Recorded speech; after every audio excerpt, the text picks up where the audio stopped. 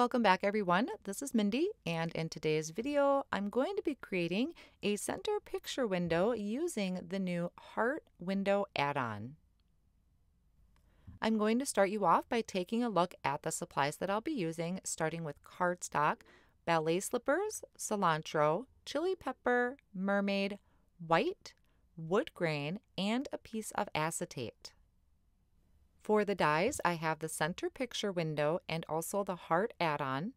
I'll be using the shadow box card park add-on, slimline stitched hillside, outside in stitched hearts, lacy heart stackables, and the everyday sentiment banners.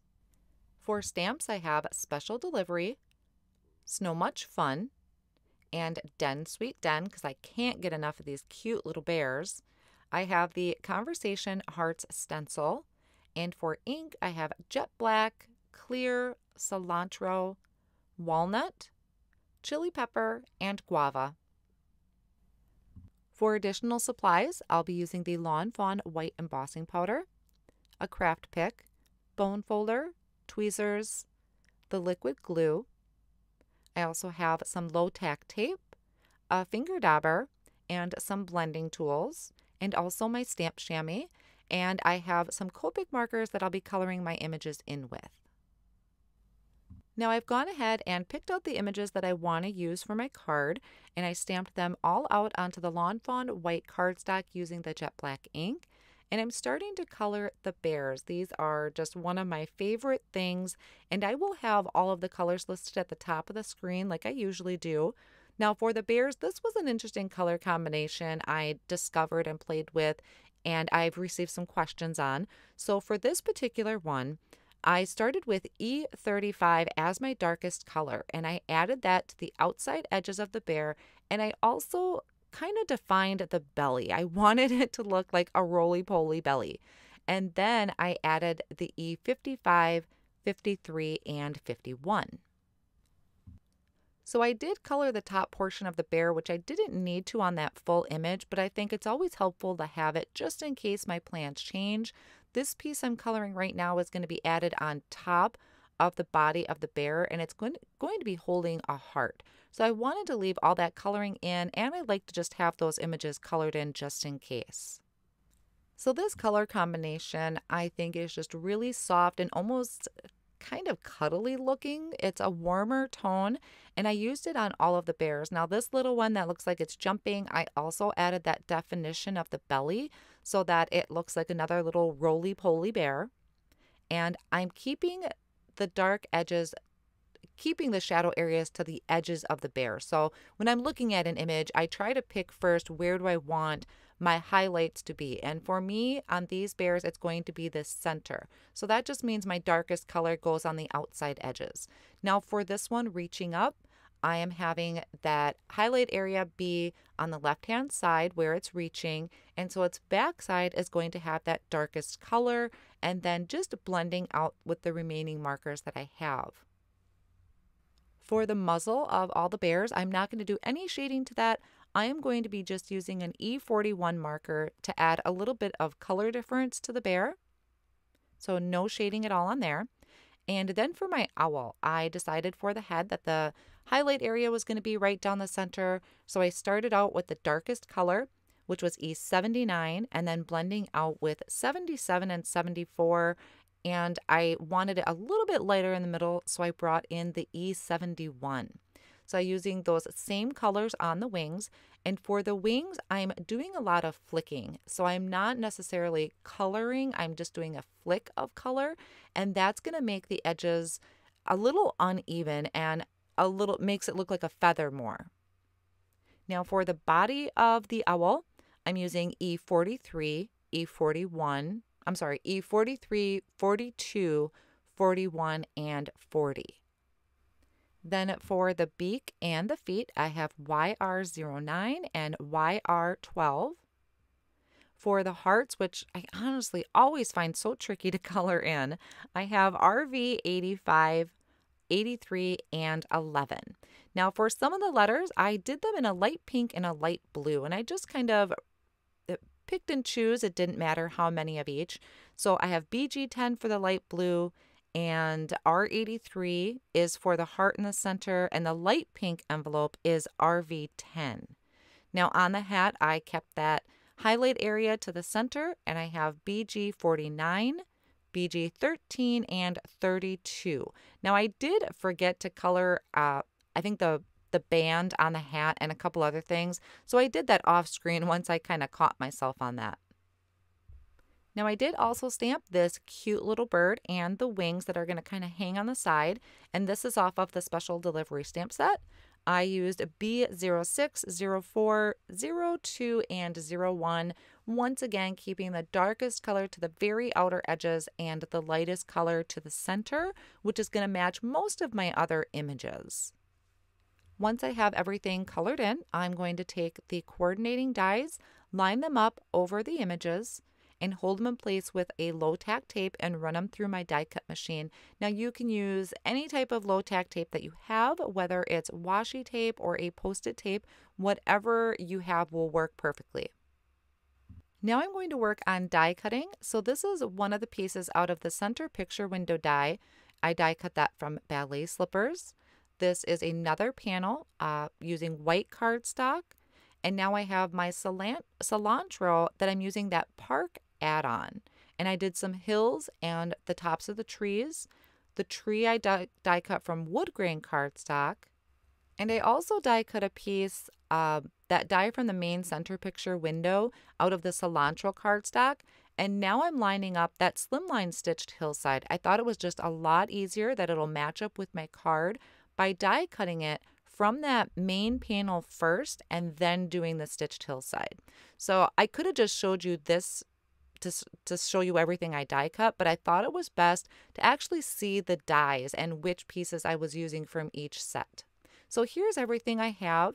Now I'm going to die cut out that heart window. So there's that line there that's in your die. You're lining that up with the score line on your white cardstock, and then hold that in place, and that's going to die cut out the heart from the window.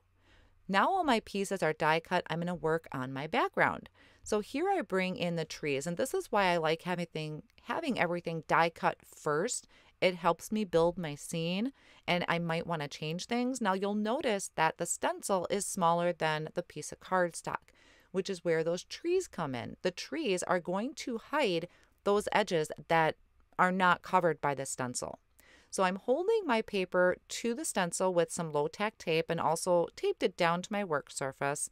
And I'm going to be ink blending the chili pepper ink first. So I'm starting from the top, blending down just using a blending tool and my foam sponge that I have for the blending tool, and just lightly adding that onto the background. And this is the Ballet Slippers. Then I'm going to bring in the guava ink, and so I'm kind of two-toning it, starting at the bottom, working my way up.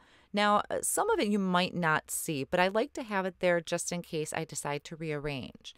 Now, I want to add a little bit of definition and color to the rest of my die cut pieces. So I am bringing in the cilantro hillside, and I'm just going to add some cilantro ink to this, starting at the very bottom of that stitched hill. And I'm also going to add it to the pieces I die cut for the tops of my trees, and also that little hill that's going to go inside of our window. So just adding a little bit of color to it.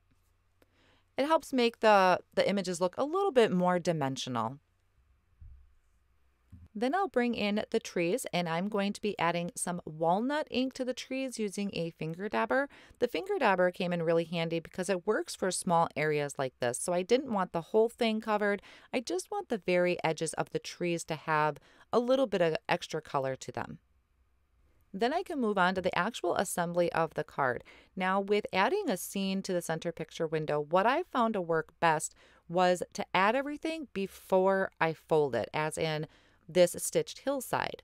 So I have the score lines because I die cut that from that original center picture window panel. So it's got the score line in there, and I'm going to add this to my base with liquid glue. This is, I personally think, the best thing to attach these center picture windows. That glue is amazing. So I have my hillside added first. Then I'm kind of placing things down so I know what I need to glue down first, what's going to go on top or underneath. So I have these little clouds on here. They are the furthest away. They're the main background way behind there. So they're getting glued down first, and that's just using some liquid glue to attach them and tucking them under my trees because the trees aren't glued down yet. So once I have all of the clouds down, then I can take the next piece, which is going to be the tree toppers. So the green part of the trees, and I will add those with the liquid glue. And these just tuck right in the corner, and you can see how those trees really did help kind of hide that area that the stencil didn't cover. And then I can add my tree trunks to that. So this is just a really cute scene in itself. Once these are all glued down, I'm going to work on doing some folding. So when I did the die cutting of the picture window, it has some fold lines that we'll need to do. So for instance, these flaps on the edge, so there's one on each side, you just fold those over. There's also a fold line in the center too that we'll be folding. This is my little hill that's going to go in the inside of my picture window. So I'm just kind of pushing that in and folding those.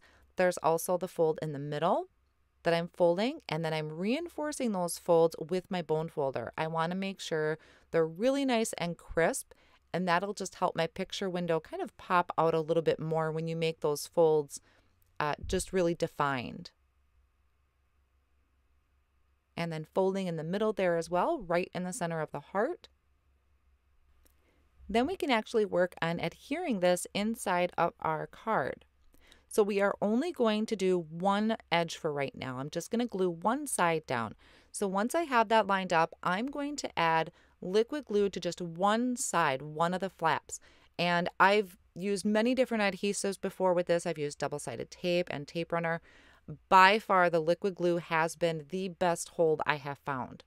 So here is the little hill that's going to go on the inside. I lined up where I wanted that to go, how high, and once again, only adding glue to that one side, that one flap. Now I do kind of go back and forth here between putting some images together. I want to get my owl added in first. He's going to have the illusion of flying in the background. So I glued that together, and I'm using this die out of the center picture window, and I'm lining that T up in the center of my owl. That's going to give me a fold line just like my center picture window where the heart and the hill are folded in half. So I can fold my owl in half, and I want to give the illusion of flying. So I took that acetate and I cut it into 2 1/4-inch strips and then trim those strips down, and I'm attaching these on each side of that fold line. So one on each side of the fold line, and I'm using the liquid glue to attach that. I let that sit for, I don't know, maybe 20, 30 seconds. I just want to make sure that that glue is really stuck to the acetate. And then I'm going to add that liquid glue to the bottom of the acetate, so that piece that's hanging out, and I'm lining this up into that little hillside we have in there. A lot easier to just see it on camera, harder for me to explain, but I'm lining that in there. I could have just attached the owl to the hill, but I wanted it to be up a little bit. So using those acetate pieces just helps look like he's flying. So once that's done, I'm folding everything over. So right on those fold lines where it's right down the center of the image and the heart, open up those flaps. So we have one here with the green and one with the white that I'm adding the liquid glue.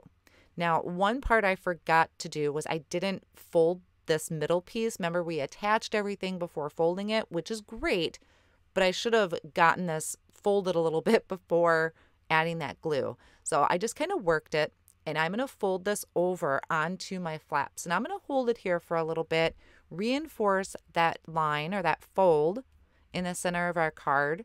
And then afterwards, I can open this up, and I have this cute little owl that looks like he's flying in there with some mail. And everything is really held down with that liquid glue. Now it's just a matter of assembly. So here's the bear that's 2-piece. I added the heart to the inside of those arms, and then added that top portion of the bear to the body. And I just love how you have that belly definition. I love the little chubby bear look. So now it's just a matter of preference where you want to add your images. The hardest part was just getting those flaps glued down to create that pop-up feature, and that really isn't even too hard. So once you get that down, It's really easy. The more you do it, the easier and more comfortable you are with it. And it'll be just a snap to create these picture window cards. So I have some little bears that are either receiving mail or sending mail, and I'm just making sure that when I'm adding the liquid glue, it's not going to be on the piece that is overlapping that heart window. Now I have this fun little bear, and he's going to be jumping in a pile of mail that I'm going to create down at the bottom there. There's also going to be a couple thrown up in the air. This bear is super happy he is getting mail. Off screen, I did go ahead and heat emboss a sentiment, the special delivery, onto some mermaid cardstock. And I'm taking this T piece, lining that up with my sentiment, and I'm going to add that fold line right in the center. So you could totally do this on your own. You wouldn't necessarily need that piece, but I just thought it was super helpful because that helps me position it right in the center. And then using liquid glue, I'm going to add that right to the top, and I'm adding it to the actual card, not the sentiment. That way I'm not worried about any of the glue getting stuck where it shouldn't be. I don't want my card glued together. Now I'm going to do the front real quick. And sometimes when you run your dies through your die cut machine, if your plates have a lot going on, it can leave little marks on the back side of your cardstock. So I cut a piece of ballet slipper cardstock that fit the same size as the front of the card, and I just adhered that to the top. That way it's a really nice and clean look and hides any of those lines that my embossing plates might have used or my die cutting plates might have used. Then I'm adding on this scalloped heart that I die cut from chili pepper cardstock, and I have a stitched heart here from white. And I'm keeping this really simple. I'm just adding this cute little bird to the front since I have a lot of action going on in the front, in the inside of the card. I just left this little bird to kind of be the surprise keeper. He's the secret keeper. And that finishes off our center picture window card. These are really fun. I really need to do these more often because, like I said, once you get the hang of them, they are just really easy to do, and so much you can do with these scenes. So this was really cute. I enjoyed it. I hope you enjoyed it too and gave you some ideas to use some of those winter stamp sets that you might have. Thank you so much for joining me today, and I'll see you again real soon.